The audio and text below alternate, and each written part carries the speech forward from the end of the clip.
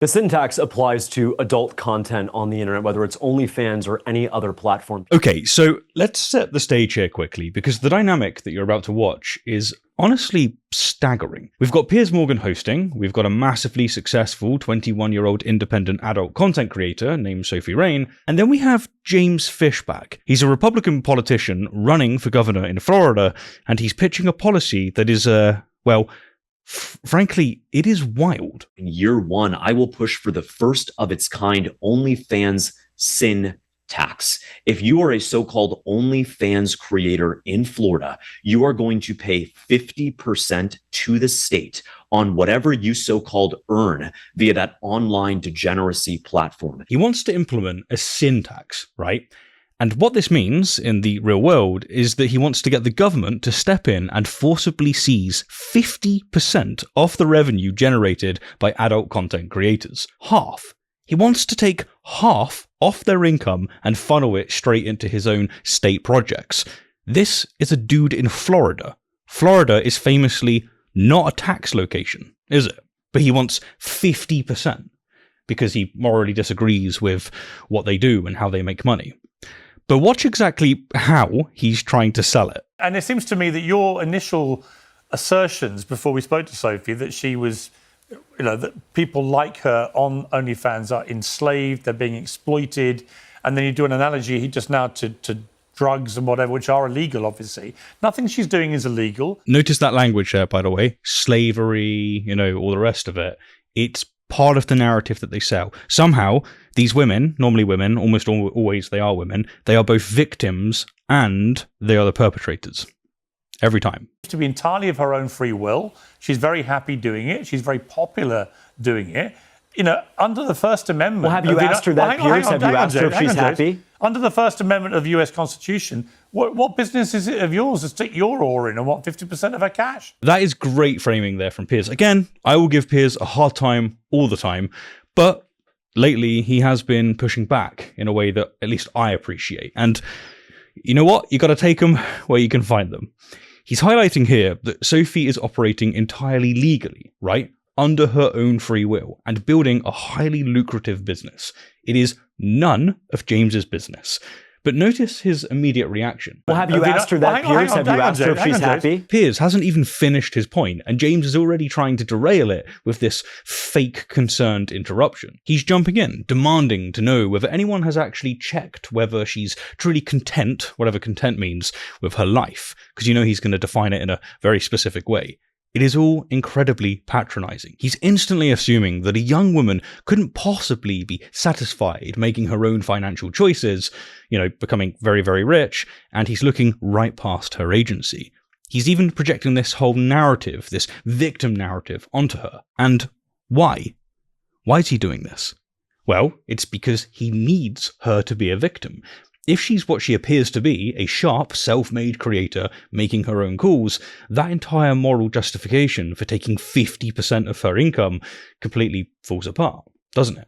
He needs her to be a victim, and he needs her to be an evil perpetrator of bad things, etc. No, Piers, did you ask her if she was happy? Because she posted a video 2 weeks ago on... Sorry, just immediately, right? What does it matter if you're happy? Lots of people that make lots of money are not happy because they work too much. What's the idea? Is that how it works in Florida? Is that what this guy wants? If you're unhappy with your work, you get taxed more.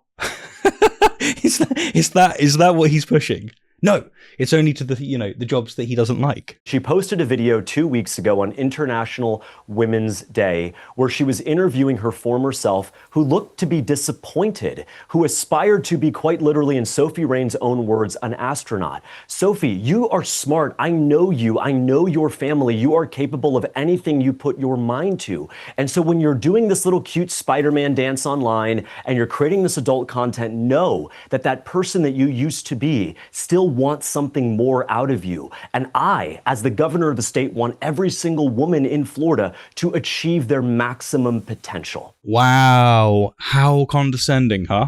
Don't worry. We're going to get to it. Sophie?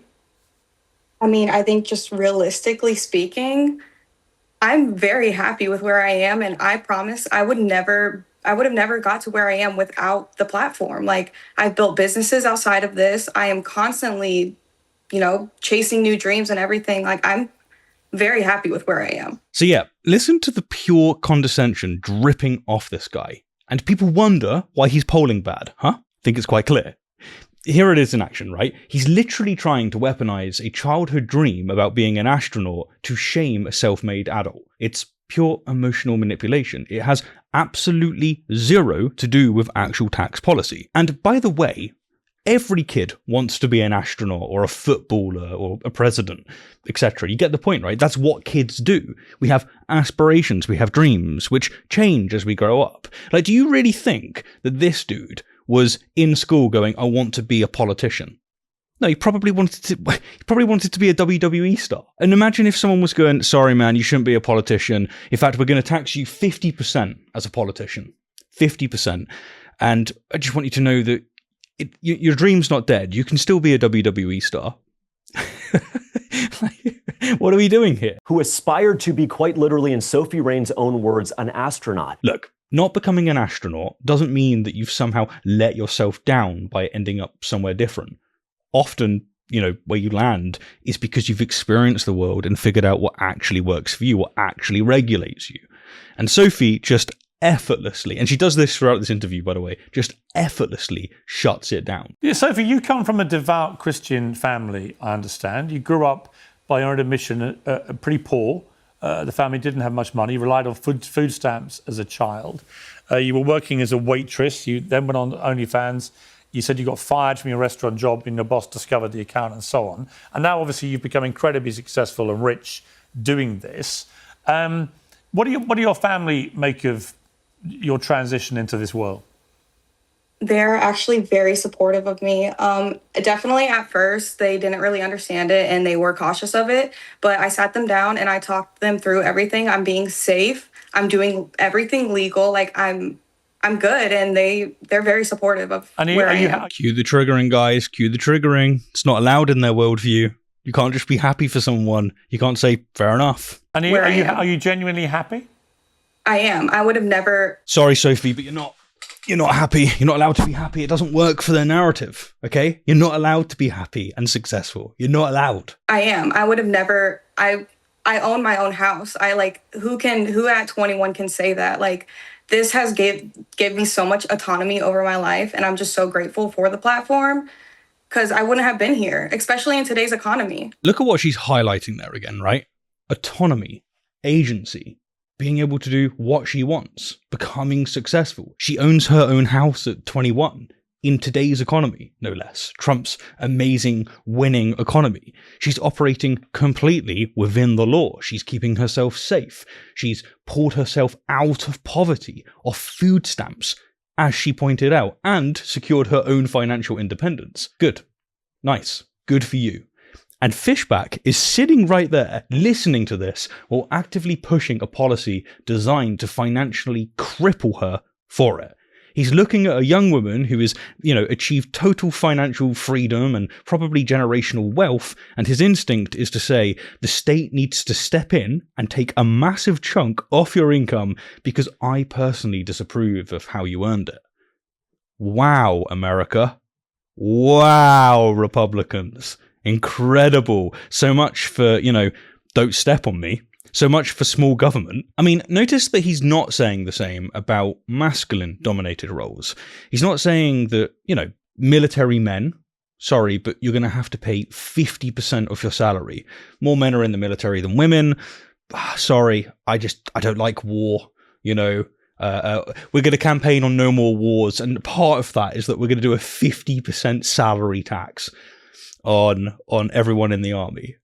UFC fighters, okay? More of a masculine-dominated area. Imagine if he said that he disapproves of UFC because he doesn't like it. It's like cockfighting, like the Republicans were saying for a very long time, by the way.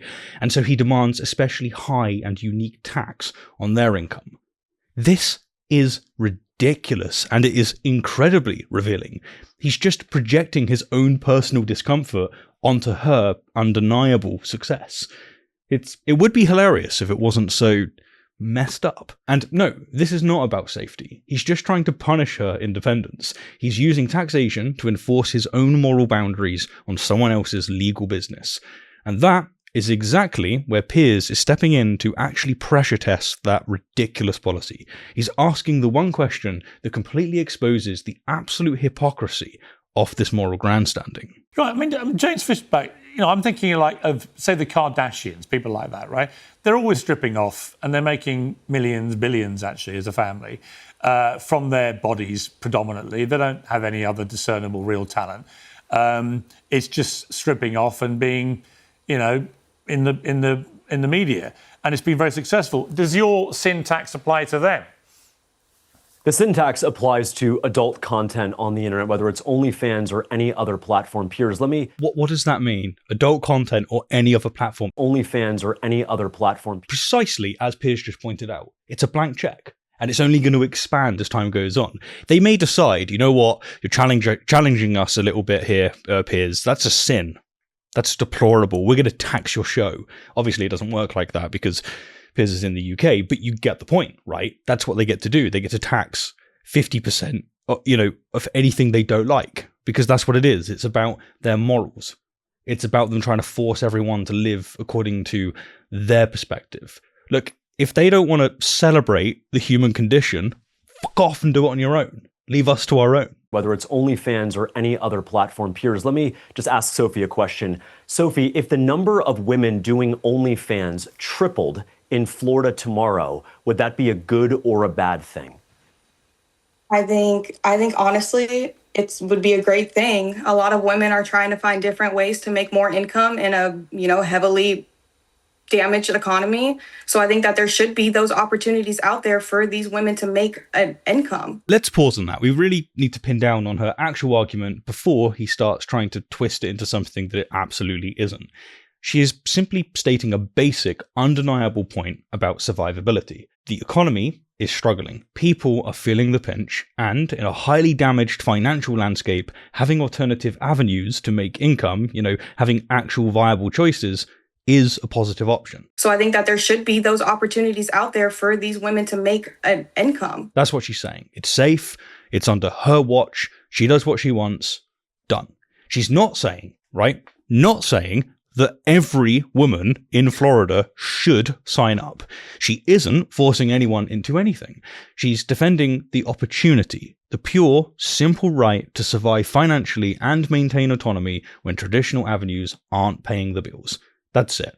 It's a completely reasonable point. It's totally grounded in the reality of trying to make a living today. And it is very, by the way, American, in the sense that don't get involved. Don't want the government involved. It's my life. I will do as I wish. But watch what happens with this Republican. Notice how he's going to take this totally pragmatic, sensible statement and immediately weaponize it. You hear, Sophie, let me ask Sophie but a Sophie and I that. both agree. We both agree that the economy is badly damaged. I proudly voted for President Trump, Piers, in 2024. And I have to tell you that I am not proud of the work that he has done. We are not living in a golden age whatsoever. People in my state are struggling under the weight of this affordability crisis. And Sophie Rain and I see eye to eye that this economy is hurting a lot of people. Yeah, that's bad. You better tax builders 50%, 60%, Farmers, a lot of farmers are men. 70%. I think that where we disagree is that the economy hurts people, and Sophie Rain wants to say, let's get them to join OnlyFans. And what I say is, let's get new job training, especially for women. Let's create new pathways, new opportunities at our public universities, career technical school. Let's create a statewide internship program for anyone under the age of 25 to get a great paying job that will teach them new skills in the 21st century. Then do it with the tax that she gives you along with everyone else at the same bracket. If you have a tax problem in Florida, and you do, just raise the tax on everyone, not on just the people that you don't like. Like, if you're struggling, if you don't have the money to be able to fund these things, tax everyone. Equal. Teach them new skills in the 21st century. So, Sophie, you and I see eye to eye where we, I think, disagree is the solution. When you say that tripling the number of OnlyFans creators is a good thing, that speaks to the damage of the economy. What I want to do is create a real economy that allows people like those women to do something dignified. Or you're missing, maybe you're missing. This is a straight up straw man argument. We have to break down what he's doing here because it's deeply manipulative. He's putting words in her mouth, claiming her master plan for the economy is to funnel every struggling person, especially women, onto adult platforms. He's behaving as if she's out there actively recruiting women, dragging them from traditional career paths into adult content. Sophie Rain wants to say, let's get them to join OnlyFans. But she never said that, did she? She never even implied that. She's simply pointing out a reality. Some people, very few in fact, are turning to independent content creation because their current job market is completely failing them. And, you know, some like it, right? It's just straight up a fact. She's observing the free market, something that Republicans obsess about all the time when it's convenient. He is pretending that she's the one orchestrating it, when she just isn't. Then what I say is, let's get new job training, especially for women. And then we get the pivot. He's suddenly casting himself as the white knight, coming in to rescue the masses with the promise of career pathways. He's positioning himself as the ultimate champion of women's empowerment, offering them what he deems a more respectful future. And, make no mistake, to his audience, this sounds brilliant. It sounds incredibly noble. But let's actually look at the mechanics of this grand plan. How exactly is he intending to pay for these sweeping, empowering initiatives? By forcibly confiscating the massive share of income from the exact women he claims to be saving. That's how. The irony is staggering. He's sitting there lecturing about dignity and economic salvation while actively pushing a mandate to strip a massive chunk of revenue straight out of the pockets of independent creators. And yes, it's not just women on these platforms, but that's clearly who he has his sight on. And he's essentially telling them, I'm going to rescue your dignity by taking 50% off your paycheck to fund it. As for the initiatives themselves, sure, career training and internship programs, they sound great, but the idea that you're going to fund them by forcibly taking half the income of the very women you claim to be helping, that is some grade A bullshit. It's totally unvarnished hypocrisy. He's trying to weaponize their financial success to fund these programs, all whilst using those very programs as a moral shield to justify what is essentially a punishment tax. My dude, if you need tax all of them. Just make Florida tax people. To do something dignified. Or you're missing, maybe you're missing. Yeah, but James, I mean, you keep talking for Sophie, I've noticed, right? I think you should let her speak for herself, not least because she's worth $43 million. Again, not a huge fan of Piers, but good. Call it out, man. Call it out. But the point I would make is, what about, the argument that women are empowered to make their own decisions about their own bodies, their own choices, their own careers. So let me ask you a question, Piers. If a woman is empowered to make their own decision about their own body, and a woman struggles to pay the rent, do we then encourage that woman to sell one of her kidneys to pay the rent and say it was her own decision? No. Well, that escalated quickly. I mean, that really got out of hand fast. What an utterly absurd false equivalence. He's genuinely trying to compare creating digital content to literally carving out a vital organ and selling it on a black market. It is beyond ridiculous. He's completely lost the plot here. Think about what he's actually doing with this argument. He can't win on the reality of the situation. Sophie is a consenting adult making a massive fortune through an entirely legal platform.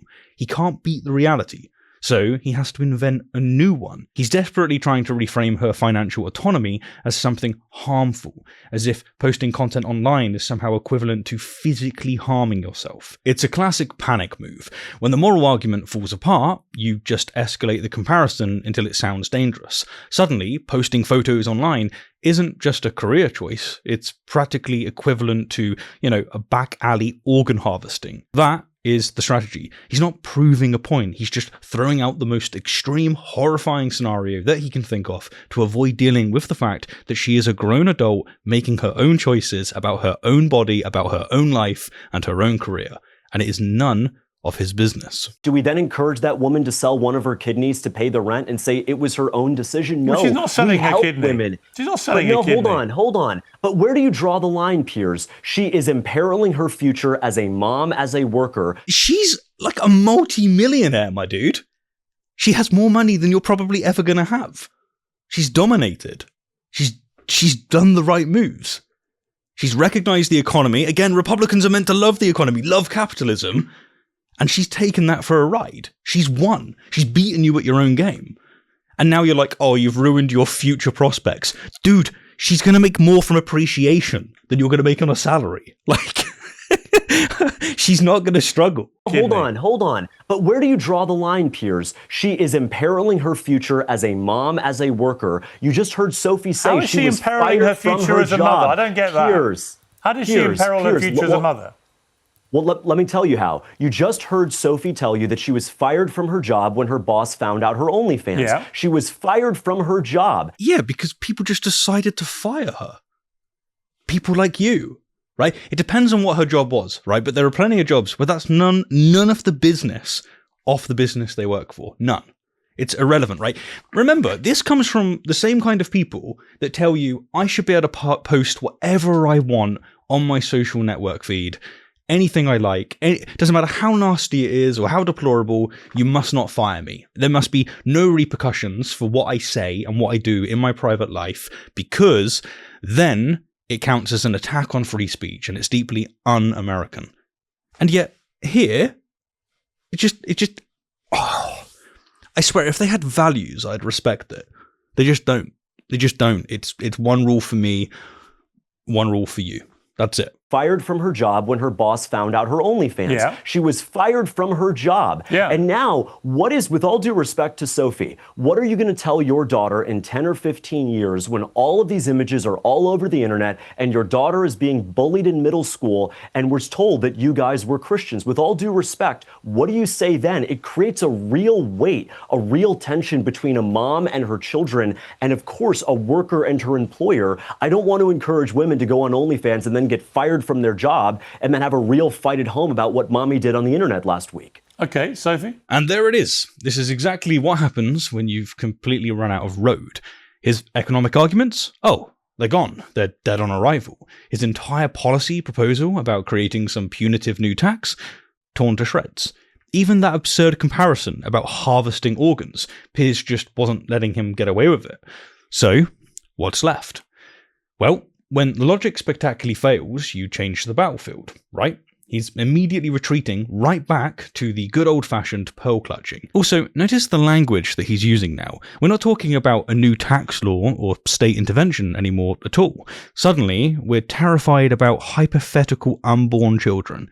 He's literally conjuring up a fictitious middle school daughter from a decade and a half down the road, just so that he can use her as a weapon to attack Sophie's success today. What are you going to tell your daughter in 10 or 15 years when all of these images are all over the internet and your daughter is being bullied in middle school? He's demanding to know how she will possibly explain her choices to this imaginary child down the line. You know, a child that's going to be getting the best education, the best nutrition, that's going to be at a school that almost certainly will have better teachers, it will have broader-minded people in general, so, you know, judgment's going to be less. Like, the world is changing fast as well. Like, what are we going to think in 15 years? I know that people don't like this, but morals change very quickly. 15 years is a long time. I mean, you know, you can just look at the last 15 years and how everything's being viewed differently by people that are Republicans as well, by the way. They just like to pretend that their views haven't changed. Anyway, this is deeply, deliberately manipulative. And honestly, it's just pathetic. He's wrapping up his personal disgust in the same vein of manufactured concern for her family life that we saw earlier. You know, claiming that she's ruined her future as a mother. I mean, it's just a shaming tactic. It's the same shaming tactic they've been using for eons. That's the move. It's what you do when you've lost the actual argument. You look across the table at an independent, financially autonomous woman, and instead of taking her on her arguments or her word, you try to make her feel guilty about her capacity to be a good mum in the future. Because if you can't tax her into submission, well, you can just, you know, shame her into it. Okay, Sophie? I mean, I'm only 21. I haven't even thought about having kids yet. But also, I think that the main discussion here is sin tax. And like in the state of Florida, there's already no income tax. So, and that's also one of the main identities of Florida, is that it is a no income state tax. That right there is a superb and really simple close, right? Fishback is throwing out this highly charged, completely hypothetical scenario about future middle school bullies. He's practically begging her to get defensive, and she just utterly refuses to take the emotional bait. He's triggered, he's upset. She couldn't give a fuck. She just swats it away. I'm only 21. Leave me alone. It's brilliant. Then she lands the entire conversation right back where it actually belongs, right back to the policy itself. Because that is what is actually supposed to be, discussed here, isn't it? The sin tax. The thing that they actually came to talk about. 50% of anything this dude doesn't like, and it's defined in such a way that he can apply it to all sorts of things. Sin tax, and in the state of Florida, there's already no income tax. So, and that's also one of the main identities of Florida, is that it is a no income state tax. And this is where it gets really interesting. She's pointing out the glaring contradiction at the very heart of his whole crusade. Florida's entire identity, its main draw for so many people in the United States, is that it's a zero income tax state. That is the bedrock of their economic policy. That is the state. Yet here he is trying to slap a massive 50% tax on a specific group of women just because he doesn't personally approve of how they make their living. So she just out-debated a political figure on his own local tax policy. We have a 21-year-old calmly pointing back at the actual policy, while the guy pitching the law is out here writing hypothetical middle school fan fiction just to score cheap moral points. And your daughter is being bullied in middle school and was told that you guys were Christians. So, when you step back and look at the entire debate, what you're seeing isn't a serious economic proposal at all. Just as we said at the beginning, it is pure moral panic, dressed up as a tax bracket, specifically for those that he doesn't like. Fishback is trying to use the state as a weapon. Surprise! And he's trying to legislate morality to punish women's financial autonomy when it doesn't fit his traditional worldview. But the moment you apply the tiniest bit of logical pressure to his arguments, they just completely fall apart. It's nothing but emotional manipulation, logical fallacies, and blatant hypocrisy. Meanwhile, Sophie is the one actually dealing in reality. She's defending her right to operate freely within a capitalist system within Florida, pointing out that the legal and economic flaws in his plans are gaping. She just doesn't hold. So, that's a word to end it on. My word. These Republicans, man. There's no principles. I'll catch you in the next one. Well done to Piers, by the way. Genuinely, I'd like to see a bit of pushback. Well played. And good luck to Sophie and her child 15 years down the line that has decent food and decent infrastructure and, is taught not to judge everybody according to your own moral icks. Anyway, see you in the next one.